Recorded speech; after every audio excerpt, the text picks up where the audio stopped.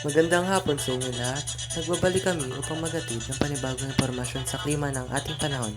Ako nga pala si Josh. At ako naman si Lian, naghahatid ng impormasyon sa inyong lahat. Para sa ating panimula, aking tinatawagan si Miss Iana para talakayin ang klima ng Rizal sa buong linggo. Magandang hapon sa inyong lahat. Ngayon ay tatalakayin natin ang isang linggong klima sa Rizal. Kasama si Ate Charlotte na siyang sasagot ng mga katanungan natin. So ayon Ate Charlotte, anong magiging klima natin sa araw ng Lunes? Pebrero 11 magiging maulap, wala namang pag-ulang magaganap at 71% kahalumigmigan at 23 km/h magiging malakas ang paghangin. At sa araw naman ng Martes ay walang magaganap na pag-ulan. Magiging maaraw, ngunit may kalakasang hangin.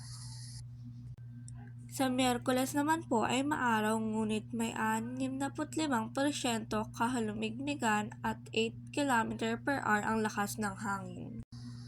At sa araw ng Huwebes ay mas mataas ng 5% ang kahalumigmigan at mananatiling maayos ang hangin, kaya walang magaganap na pag-ulan. At sa araw naman ng Biyernes ay tataas ng 4% ang kahalumigmigan, wala namang pag-ambon o ulan. At sa araw naman ng Sabado ay tumaas din ang kahalumigmigan ng 2%, pero walang magaganap na pag-ulan. Samantalang ang araw ng Linggo ay may kaunting pag-ambon na 30% at 70% kahalumigmigan. Hanggang dito na lang po kami ni Ate Charlotte. Muli, magandang hapon sa inyong lahat. Salamat Pisiana at Charlotte sa pagtatalakay ng klima sa Rizal. Ngayon naman ay dumako tayo sa Baguio. Miss Cristel? Magandang hapon po sa inyong lahat. Ngayon naman ay tatalakayin natin ang klima sa Baguio. Ayon sa Pag-asa, Lunes, Pebrero 11 ay magiging maaraw, samantalang ang kahalumigmigan ay 67% at ang hangin naman po ay 6 na kilometro. At para po sa Martes naman ay may 63% o percent kahalumigmigan with 8 km/h. Magiging malamig lang pero wala namang pag-ambon o ulan na magaganap. Samantalang ang Miyerkules ang tumaas ng 2% ang kahalumigmigan, pero nanatili pa rin ang lakas ng hangin, magiging maaraw pa rin naman. Huwebes, Pebrero 22 ay 5% o porsyento ang tinaas ng kahalumigmigan, magiging maaraw na ay araw ito. At sa araw naman po ng Biyernes ay 4% lamang ang itinaas, mananatiling mahangin sa araw ng Biyernes. At sa darating naman po ng Sabado ay may 76% o porsyento ang kahalumigmigan, ngunit wala namang nagbabadyang pag-ulan. Samantalang ang araw naman po ng Linggo ay may kaunting pag-ulan, 77% kahulumigmigan, magiging maayos ang paghangin, ngunit mag-ingat pa rin tayo. Hanggang dito na lang po kami ni Princess. Maraming salamat. Salamat Miss Cristel and Miss Princess sa pamamahagi ng klima sa buong linggo ng Baguio. Ngayong hapon, mayroon tayong pinakabagong mga update sa panahon mula sa dalawang pangunahing lungsod sa Pilipinas. Simulan natin sa Batangas. Tama ka, Josh. Ang aming report ni Willard ay nasa Pampanga, handang magbigay sa atin ang pinakabagong weather forecast.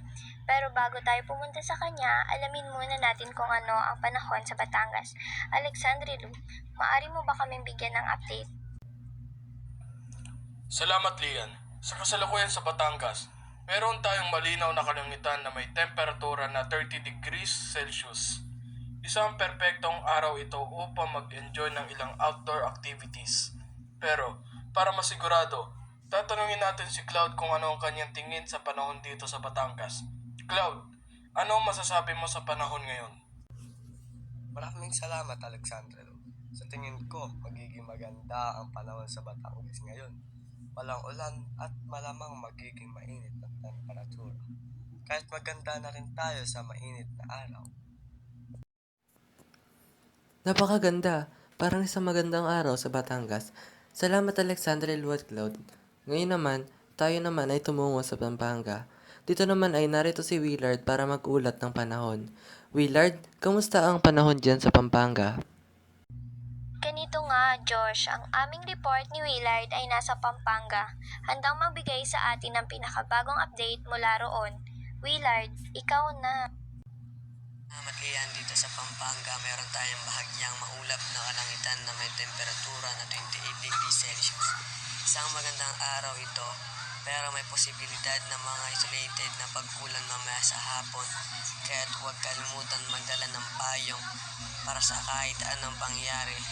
Pero mas tumpak ang ating ulat at tanongin natin si Arjun kung ano ang kanyang tingin sa panahon dito sa Pampanga. Arjun, ano ang masasabi mo sa panahon ngayon? Maraming salamat, Willard. Sa tingin ko, magpapatuloy ang pag-ulan sa Pampanga ngayon. Kailangan din natin magdala ng payong at mag-ingat sa mga baha. Siguraduhin din natin na ligtas tayo sa paglalakbay. Salamat Willard at Arjun. Laging maganda ang maging handa. Ngayon, tapusin natin ang weather report ngayong hapon. Ito na nga ang lahat para sa weather update ngayong gabi. Salamat Alexandre Lu sa Batangas at Willard sa Pampanga sa pagiging handa at pagbibigay sa amin ng impormasyon. At isa din malaking pasasalamat kay Cloud at Arjun sa mga on-ground weather updates. Tandaan mga kaibigan, manatili sa aming channel para sa karagdagang mga weather updates sa buong araw. Manatiling ligtas at magkaroon ng isang magandang hapon. Maraming salamat po.